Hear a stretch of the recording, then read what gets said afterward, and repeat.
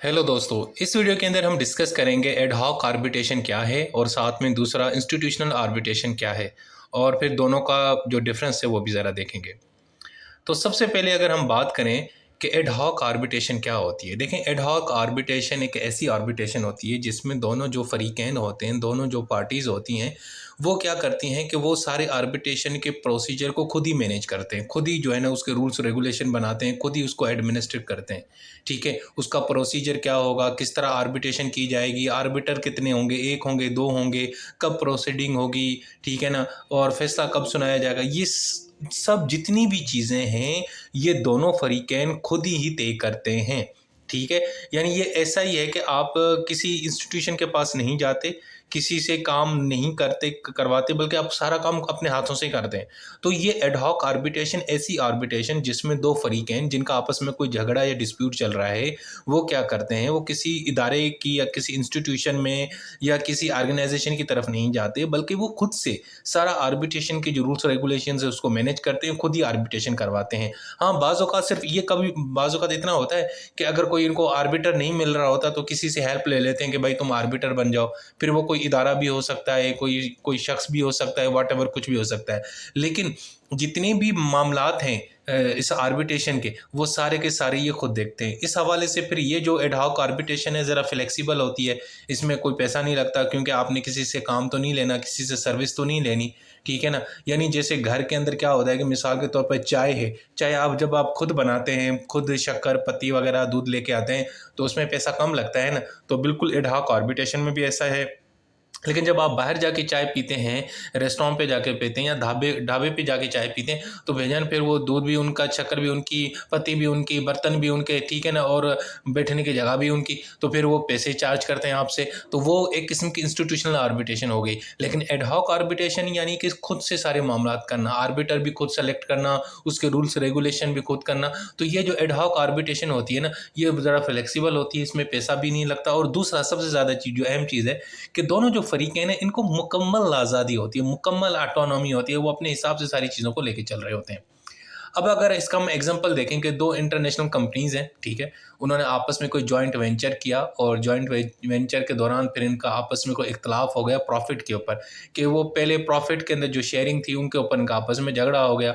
एक ने कहा कि जी 50-50%, एक ने कहा नहीं जी मुझे 70%, 70% मुझे मिलना चाहिए, 30% तुम्हें मिलना चाहिए। खैर दोनों का झगड़ा हो गया, तो उन्होंने क्या किया, उन्होंने एड हॉक आर्बिट्रेशन का जो जो जो जो टाइप है उसको उन्होंने ऑप्ट किया और उन्होंने एक पूरा एक प्रोसेस डिज़ाइन किया। एक आर्बिटर को जो है ना इन्होंने हायर किया, जो एक्सपीरियंस बंदा था, जो कमर्शियल वेंचर्स का, कमर्शियल बिजनेस और इस तरह के मामलात का एक्सपर्ट था, उसको उन्होंने जनाब रखा। और उसके बाद जनाब उन्होंने अपना सारा प्रोसीजर जो है ना, मसला जो है ना, उसके ज़रिए आर्बिट्रेशन के ज़रिए हल करवाया। एक तो ये एग्जांपल। दूसरा एग्जांपल ये है कि मिसाल के तौर पर एक फ़ॉरेन की कोई कंपनी है जो कुछ मैन्युफैक्चरिंग करती है और एक डोमेस्टिक डिस्ट्रीब्यूटर है, इन दोनों का आपस में गुड्स के हवाले से कोई यानी कि इशू हो जाता है, तो वो दोनों भी क्या करते हैं, एड हॉक आर्बिट्रेशन को सेलेक्ट करते हैं। उसमें फिर क्या करते हैं, वो जनाब थ्री जो है ना, कोई जो है ना आर्बिटर्स को वो चूज़ करते हैं, ठीक है। एक एक जो पैनल, एक एक जो आर्बिटर उनकी अपनी मर्जी का होता है और थर्ड जो होता है वो न्यूट्रल होता है, ठीक है। उसके बाद फिर वो सारा का सारा प्रोसीजर जो है ना वो किया जाता है। अब ये भी जो आर्बिट्रेशन है ये एड हॉक आर्बिट्रेशन है। अब ये आप यहाँ पे देख रहे हैं कि इसमें दोनों जो फरीकैन हैं जिनका आपस में कोई डिस्प्यूट चल रहा है, ये अपनी मर्जी से आर्बिटर को सेलेक्ट कर रहे हैं, अपनी मर्जी से प्रोसीजर को सेलेक्ट कर रहे हैं, ठीक है जी। अब इसके जो फीचर्स हैं वो क्या है, सबसे पहले तो नो इंस्टीट्यूशनल इन्वॉल्वमेंट। भाई इस आर्बिट्रेशन के अंदर किसी भी इदारे की कोई इन्वॉल्वमेंट नहीं होती। हालांकि इंटरनेशनल बहुत सारे इदारे हैं जो इंटरनेशनल कमर्शियल आर्बिट्रेशन में मदद करते हैं, जैसे आईसीसी, एलसीआईए, ठीक है ना, लेकिन यहाँ पे नहीं होता। दूसरा इसका जो फीचर है वो ये है कि यहाँ पे पार्टी जो है ना, उन दोनों फरीकैन को मुकम्मल आज़ादी है, ठीक है। ये सारा प्रोसीजर पार्टीज़ के हाथ में होता है, ठीक है। ए और बी में झगड़ा हो गया तो वो झगड़ा अगर किसी कमर्शियल डिस्प्यूट के ऊपर है तो उसमें वो एड हॉक आर्बिट्रेशन को चूज़ करेंगे, तो वो अपनी मर्जी से सारी प्रोसीजर को लेके चलेंगे। दूसरा ये फ्लेक्सिबल होता है, कॉस्ट इफेक्टिव होता है, इतना खर्चा नहीं आता आप, क्योंकि आपने किसी इदारे से तो सर्विसेज ली नहीं है, ठीक है ना, तो इसलिए ये जनाब आपके लिए सस्ता पड़ता है। अच्छा जी, अब लेकिन फिर भी ना हुआ ये है कि अब एड हॉक आर्बिट्रेशन के जो रूल्स हैं ना, वो फिर भी हमें यूनाइटेड नेशन के एक इदारे ने यानी कि प्रोवाइड किए हैं, जिसका नाम है अनसिटर। उन्होंने कहा है कि यार अगर एड हॉक आर्बिट्रेशन कोई करवाना चाहता है और दोनों पार्टीज खुद से करना चाहती हैं, तो उसके लिए अगर उनको समझ नहीं आ रही रूल्स और रेगुलेशन की, तो हमारे ये जो आर जो यूनिवर्स यो अनसेटल्ड आर्बिट्रेशन रूल्स हैं ना, इनको वो फॉलो किया करें, ठीक है ना। तो यानी ये एक यूनिवर्सल रूल्स हैं। ये कोई भी अगर शख्स एड हॉक आर्बिट्रेशन की तरफ जा रहा है तो इन रूल्स को इस्तेमाल करके अपने प्रॉब्लम को हल कर सकता है।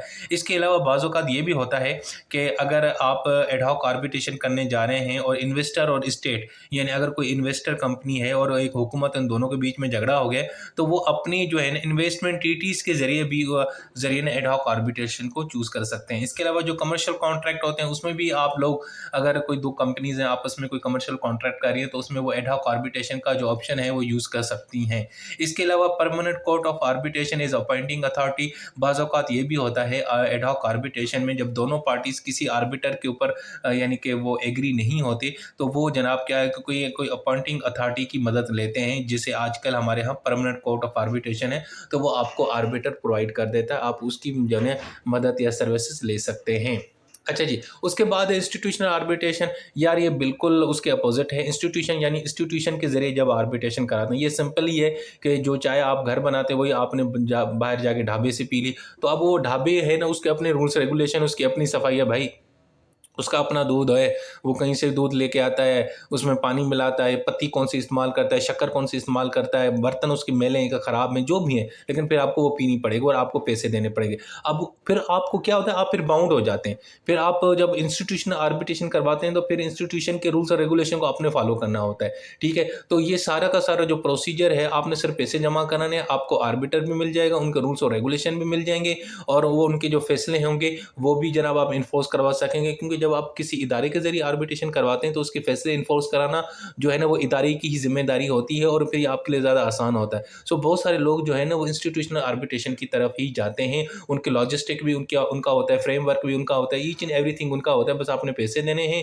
यानी ये ऐसा ही है जैसे आप एक अदालत जाते हैं अपना प्रॉब्लम लेकर, अदालत प्रॉब्लम को सॉल्व कर देती है। लेकिन मैं यहाँ आर्बिट्रेशन की बात कर रहा हूँ, तो इंस्टीट्यूशनल आर्बिट्रेशन जो खुसूसन कमर्शियल आर्बिट्रेशन में जो इस्तेमाल होता है, वहाँ पे मुख्तलिफ कंपनीज़, इंटरनेशनल कंपनीज़ किसी इंस्टीट्यूशन में जाते हैं दोनों कंपनीज़ और अपना मुद्दा रखते हैं और वो फिर सारे प्रोसीजर को उनको तय करके, उनका प्रॉब्लम सॉल्व करके उनको जनाब उनको इंसाफ प्रोवाइड कर देते हैं।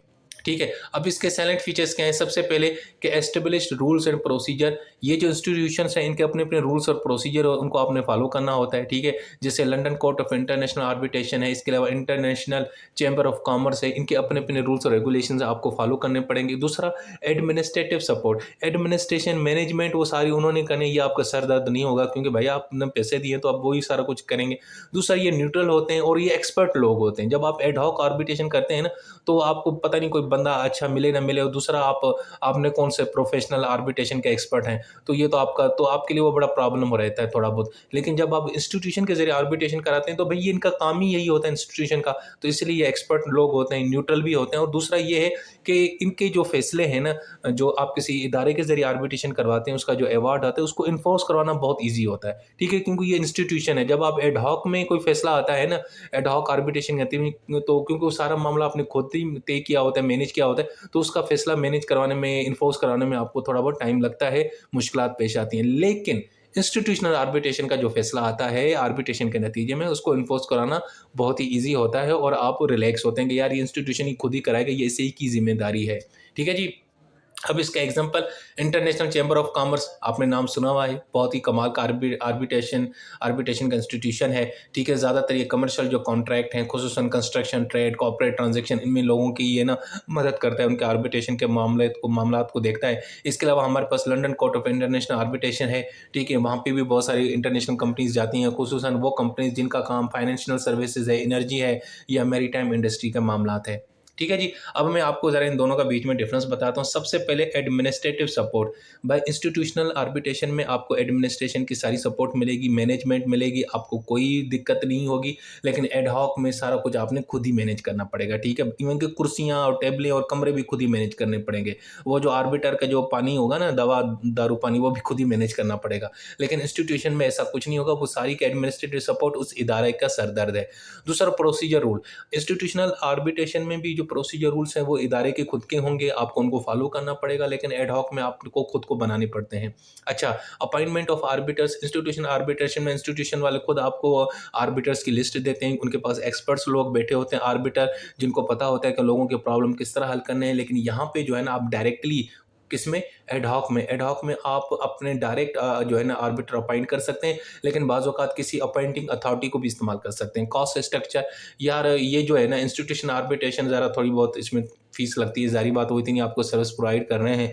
लेकिन एड हॉक ज़रा सस्ता होता है क्योंकि आप खुद दोनों मैनेज कर रहे होते हैं। दूसरा फ्लेक्सिबल।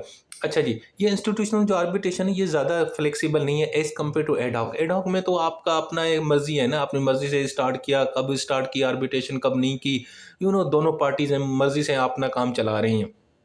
लेकिन इंस्टीट्यूशन आर्बिट्रेशन इतनी फ्लेक्सिबल नहीं है आपको, क्योंकि जब आपने एक इदारे से सर्विसेज लेनी है तो भाई फिर आपने उनके उनके टाइम टेबल को फॉलो करना पड़ेगा ना। ये नहीं है, मस्ती तो नहीं करनी पड़ेगी नहीं कि आज मेरा दिल नहीं कर, आज मैं प्रोसीडिंग के लिए आ नहीं सकता, ऐसा नहीं होगा, ठीक है। उनको आपने हायर किया है, फीस दिया, उन्होंने बेचारों ने अपनी एनर्जी लगाई है, लोग रखे हुए हैं वहाँ पे, तो फिर आपको फॉलो करना पड़ेगा। दूसरा इन्फोर्समेंट एंड रिकग्निशन। यार इंस्टीट्यूशनल आर्बिट्रेशन का सबसे बड़ा प्लस पॉइंट ये है ना, इसके जो अवार्ड्स हैं ना, वो उनको आप रिकग्नाइज भी करवा सकते हैं, इन्फोर्स भी करवा सकते हैं। मतलब आपको कोई दिक्कत परेशानी नहीं होगी, क्योंकि वो एक इदारा है भाईजान, और रजिस्टर्ड इदारा है, इनका काम ही आर्बिट्रेशन का। तो उनका जो भी फैसला होता है ना, उसको आप कहीं पे भी इन्फोर्स करवा सकते हैं, ठीक है। अच्छा जी, रही बात एड हॉक आर्बिट्रेशन की, तो एड हॉक आर्बिट्रेशन का जो है ना, वो भी फैसले वैसे आजकल इन्फोर्सेबल हैं, इंटरनेशनल कन्वेंशन के तहत तो इन्फोर्सेबल है। लेकिन बाज़ औक़ात कानून में तो लिखा होता है, लेकिन प्रैक्टिकली मुश्किलात पेश आ जाती हैं एड हॉक आर्बिट्रेशन के नतीजे में। सो इसलिए ज़्यादातर लोग जो है ना इंस्टीट्यूशनल आर्बिट्रेशन को ही फॉलो करते हैं। मैं दोबारा यहाँ पे बताऊँ, इसका ये बिल्कुल मतलब नहीं है कि एड हॉक आर्बिट्रेशन के जो फैसले हैं वो इन्फोर्सेबल नहीं है, इन्फोर्सेबल हैं, लेकिन बाज़ औक़ात मुश्किलात पेश आती हैं। लेकिन जब आप किसी इदारे के ज़रिए कोई फैसला करवाते हैं तो उसके आपको बताया ना, ज़रा स्ट्रॉन्ग होता है पॉइंट, और वो ज़्यादा वैल्यूएबल होता है, और वो जल्दी इन्फोर्स हो जाता है। सो दोस्तों, ये थी हमारी एक छोटी सी वीडियो। इसके अंदर मैंने आपको एड हॉक आर्बिट्रेशन और इंस्टीट्यूशनल आर्बिट्रेशन के बारे में बताया, और दोनों के बीच में क्या डिफरेंस है वो भी बताया। अपना बहुत सारा ख्याल रखा करो।